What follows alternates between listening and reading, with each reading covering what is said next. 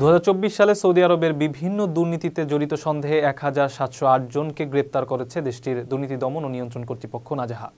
গ্রেপ্তারদের মধ্যে বিভিন্ন স্তরের বেশ কয়েকজন সরকারি কর্মকর্তা রয়েছেন। তাদের জবাবদিহিতার আওতায় আনা হয়েছে বলেও জানা গেছে।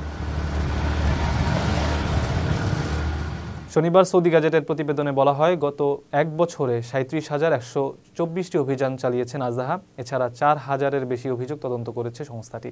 অভিযুক্তদের বিরুদ্ধে ক্ষমতার অপব্যবহার, ঘুষ গ্রহণ এবং অর্থ পাচারের মতো গুরুতর অভিযোগ আনা হয়েছে। সম্প্রতি সৌদি ক্রাউন প্রিন্স মোহাম্মদ বিন সালমান দুর্নীতি রোধে বিশেষ জোর দিয়েছেন। সর্বশেষ একটি ভাষণে তিনি বলেছেন, যেই দুর্নীতিতে জড়িত হোক না কেন, যথেষ্ট প্রমাণ থাকলে তাকে জবাবদিহিতার আওতায় আনা হবে। এই তালিকায় প্রিন্স, মন্ত্রী কেউ ছাড় পাবেন না।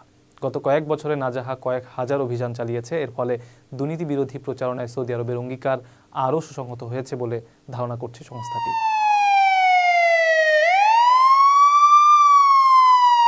কারো কাছে স্বপ্ন পূরণ, কারো আনন্দের উপলক্ষ, আবার কারো জীবন পাল্টে দেওয়ার মুহূর্ত, কখনো জীবন বাঁচাতে সর্বোচ্চ গতিতে উড়ে চলা, কারো আবেগের শেষ মুহূর্ত, আপনজনের শেষ বিদায়ে শামিল হওয়া, এমন সব ইচ্ছে পূরণে সর্বনিম্ন ভাড়ায় দ্রুতগতির বাহন প্রবাসীর হেলিকপ্টার। আপনার প্রয়োজনে যোগাযোগ করুন আমাদের হটলাইনে।